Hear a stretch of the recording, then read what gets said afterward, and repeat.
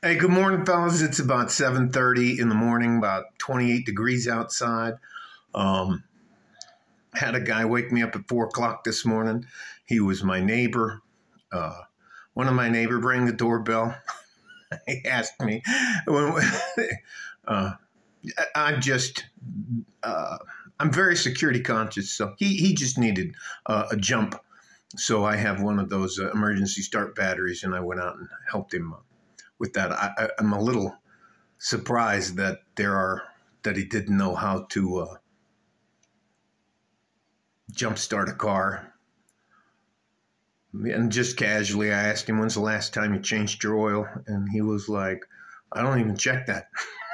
So I was just like, "Oh, okay, all right." So prior to that, last night, my wife had some of her friends over, and they were talking about guys and gals and stuff like that. It's a little chilly. I mean, I'm dressed and everything, but I just put my robe on. It's trash day, so I threw the trash outside. So just trying to warm back up from being outside.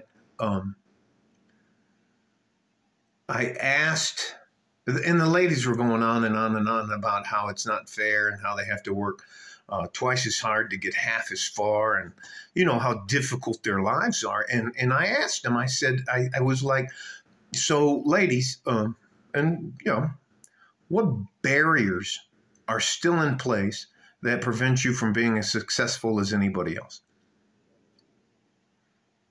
And there was a quiet fell over the room. And then the first word out was like the patriarchy. And I said, well, you can get a job, you can have a career, you can choose whether or not you want to have sex. You can make money. You can do whatever you want. You can ruin a man's life. Family court. If you ever, as a young man, and I highly encourage you, if you have young men in your life, to take them down to family court and let them see what happens to these guys. For example, there's a playbook that they're going to use against you.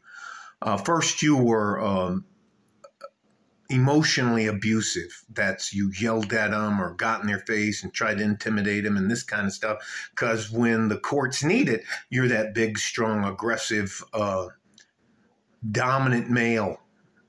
And then the other one is you were physically abusive. And God forbid she has kids because you were emotionally, physically, and then sexually abusive. And it is. They should just title family court, bring the guilty bastard in, and let's get this over with. I mean, it's just absolutely so unfair, but that's one of the reasons why I am really supportive for the guys that choose to go their own way. And I hope that there is some time in the future where you can make peace with the woman, but we can't make peace with people who aren't trying to make peace with us. So that being said, so we go back to the thing. And they couldn't come up with any barriers. And I was like, well, you have the right to terminate a pregnancy without my consent, even if it's my child. I mean, I was just going on and on and on. And because they were in there crying about how it's so unfair. And there were 6 of them. 4 of them work from home, and 2 of them go to work. And my wife is the one who's off. I had to send my wife off to go to work. I always give a fuck. To me, that means I won in the game of life. Yeah. Where's your wife? I just sent her off to work. That's so anyways, all right, I'll try not to beat a dead horse. It is women here in the West. Now I don't live in Islamabad. I don't live in the Muslim world. I don't live outside the United States. I know how I've actually seen what happens to women who get crazy with guys in Central and South America, and it's not good. I've also seen what happens to women in the Middle East if they get out of line. China, the rest of those places. So anyways, all that to say, here in the Western world, and I'm going to have to blow my nose. I'll look away. Anyways, in the Western world, what barriers do women have? What can't they do? You want to become a doctor? Become a doctor. You want to be a race car driver? Dan and Patrick, become a race car driver. You want to be an astronaut? Right. You want to be a general? What barrier is keeping women from being successful? There are none. And then, the other thing that gets old, it's way past old with me. If you guys you can't take an existing structure and part of society that men built and claim that we have to do the same thing and give that to your space. You want to start a comedy club? You start a comedy club. You start your own business. You build your own real estate business. You do you. And we'll just sit back and watch. So I just thought that was funny. I probably got off on a rant, but and you hear them complaining all the time about this isn't fair, that's not fair, da da da. And there are some very good, honest, loyal, hardworking women out there, but they're fucking hard to find. And it has to do with female nature called hypergamy. So it is what it is.